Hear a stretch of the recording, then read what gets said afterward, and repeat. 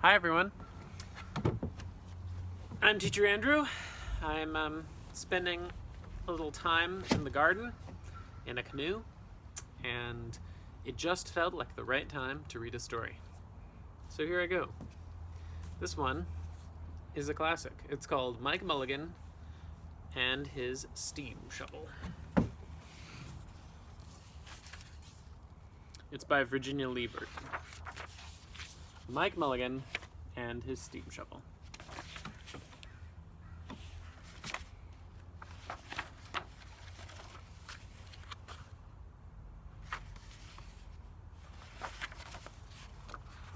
To Mike.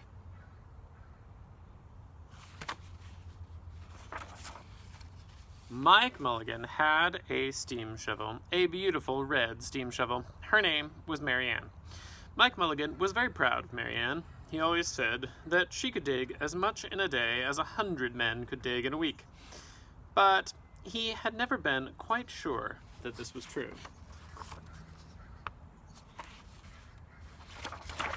Mike Mulligan and Mary Ann had been digging together for years and years. Mike Mulligan took such good care of Mary Ann, she never grew old. It was Mike Mulligan and Mary Ann and some others who dug the great canals for the big boats to sail through.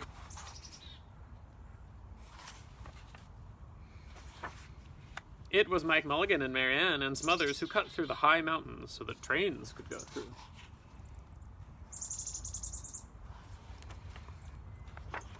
It was Mike Mulligan and Mary Ann and some others who lowered the hills and straightened the curves to make the long highways for the automobiles.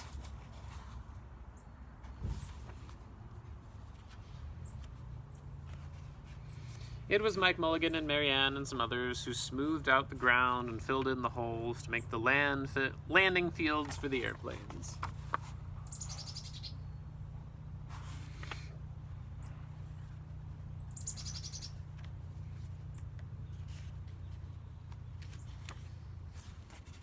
And it was Mike Mulligan and Mary Ann and some others who dug the deep holes for the cellars, the tall skyscrapers in the big cities, when people used to stop and watch them. Mike Mulligan and Mary Ann used to dig a little faster and a little better.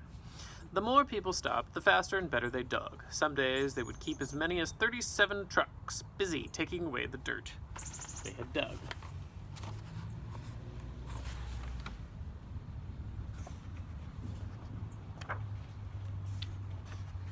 Then along came the new gasoline shovels and the new electric shovels and the new diesel motor shovels, and they took all the jobs away from the steam shovels. Mike Mulligan and Mary Ann were very sad.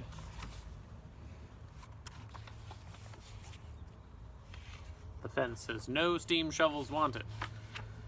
All the other steam shovels were being sold for junk or left out in gold gravel pits to rust and fall apart. But Mike loved Mary Ann. He couldn't do that to her. He had taken such good care of her that she could still dig as much in a day as 100 men could dig in a week. At least he thought he could, but he wasn't quite sure. Everywhere they went, the new gas shovels and the new electric shovels and the new diesel motor shovels had all the jobs. No one wanted Mike Mulligan and Mary Ann anymore. Then, one day, Mike read in a newspaper that the town of Popperville was going to build a new town hall. "We're going to dig the cellar of the new town hall," said Mike to Mary Ann, and off they started.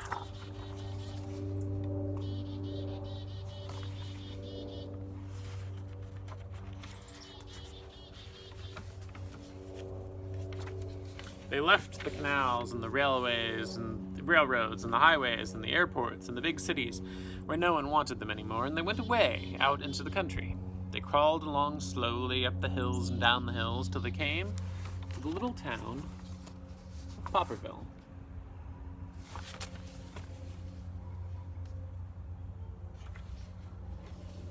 When they got there, they found that the selectmen were just deciding who should dig the cellar for the new town hall. Mike Mulligan spoke to Henry B. Swap, one of the selectmen. "I heard," he said, "that you were going to build a new town hall. Well, Mary Ann and I will dig that cellar for you in just one day." "What?" said Henry B. Swap. "Dig a cellar in a day? It would take 100 men at least a week to dig a cellar for our new town hall." "Sure," said Mike, "but Mary Ann could dig as much in a day as 100 men could dig in a week." And though he had never been quite sure that this was true, then he added, "If we can't do it, you won't have to pay." Henry B. Swap thought that this would be an easy way to get part of the cellar dug for nothing, so he smiled in a rather mean way and gave that job of digging the cellar of the new town hall to Mike Mulligan and Mary Ann.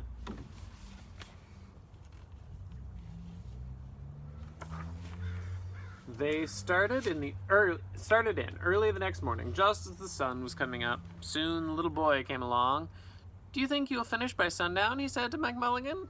"Sure," said Mike. "If you stay and watch us. We always work faster and better when someone's watching us."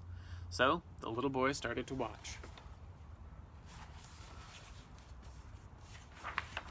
And then Mrs. McGillicuddy, Henry B. Swap, and the town constable came over to see what was happening. And then they stayed to watch. Mike Mulligan and Mary Ann dug a little faster and a little better.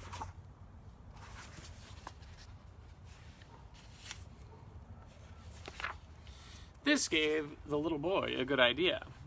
He ran off and he told the postman with the morning mail, the telegraph boy on his bicycle, the milkman with his cart and his horse, and the doctor on his way home, and the farmer and his family coming to town for the day, and they all stopped and they stayed to watch, and that made Mike Mulligan and Mary Ann dig a little faster and a little better.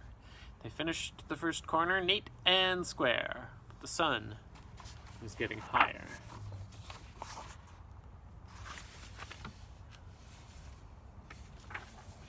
Clang, clang, clang, the fire department arrived. They had seen the smoke and thought that there was a fire. Then the little boy said, "Why don't you stay and watch?" So the fire department of Popperville stayed to watch Mike Mulligan and Mary Ann. And when they heard the fire engine, the children in the school across the street couldn't keep their eyes on their lessons. The teacher called a long recess, and the whole school came out to watch. That made Mike Mulligan and Mary Ann dig still faster and still better. They finished the second corner neat and square, but the sun was right up at the top of the sky.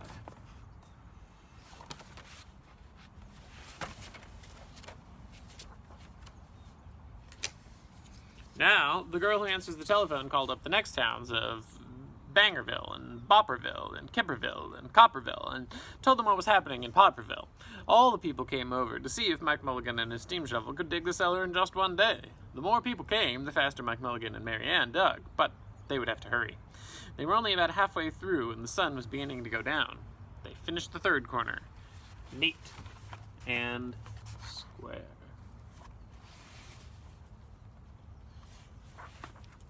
Never had Mike Mulligan and Mary Ann had so many people to watch them. Never had they dug so fast and so well, and never had the sun seemed to go down so fast. "Hurry, Mike Mulligan, hurry, hurry," shouted the little boy. "There's not much more time." Dirt was flying everywhere, and the smoke and the steam were so thick that the people could hardly see anything. But listen. Bing, bang, clash, slam, louder and louder, faster and faster.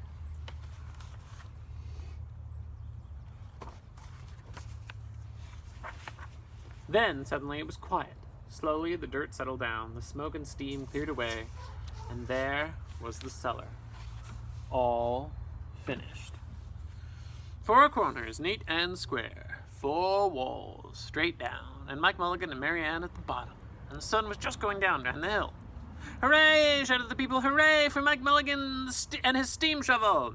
They have dug the cellar in just one day!"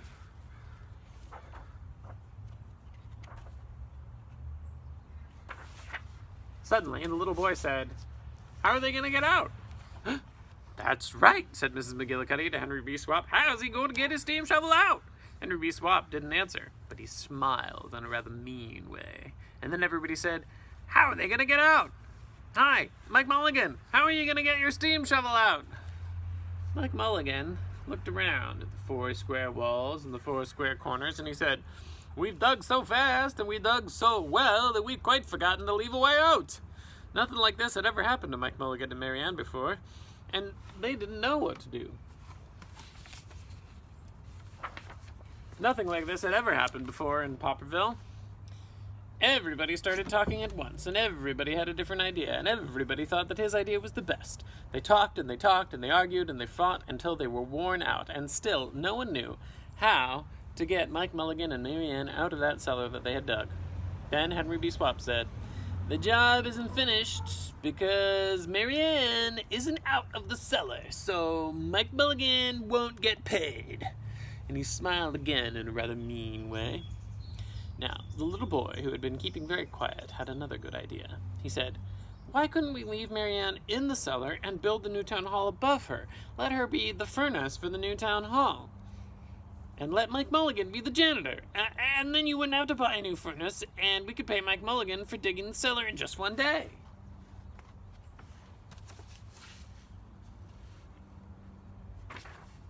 "Why not?" said Henry B. Swap. And then he smiled in a way that was not quite so mean. "Why not?" said Mrs. McGillicuddy.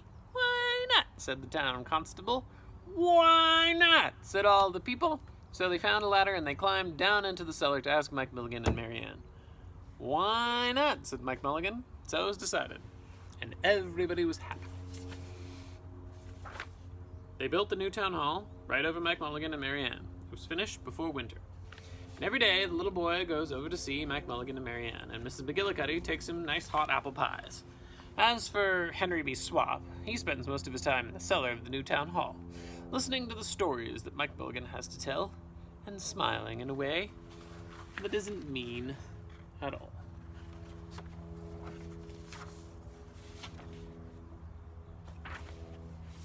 Now, when you go to Popperville, be sure to go down into the cellar of the new town hall, and there they'll be, Mike Mulligan and Marianne, Mike in his rocking chair, smoking his pipe, and Marianne beside him, warming up the meetings in the new town hall.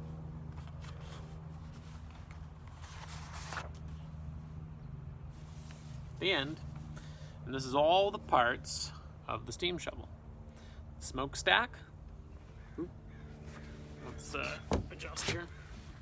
The smokestack, the cab, the coal bunker, the turntable, caterpillars, the hoisting operator is Mike Mulligan, the boom, the teeth, the dipper, the tongue, the dipper stick, the trip line, the crowd lever, the hoist lever, and the swing lever. Crowd, hoist, swing. And that is the end. Thanks for joining me. I have another couple books for you today, so see you later. Bye-bye.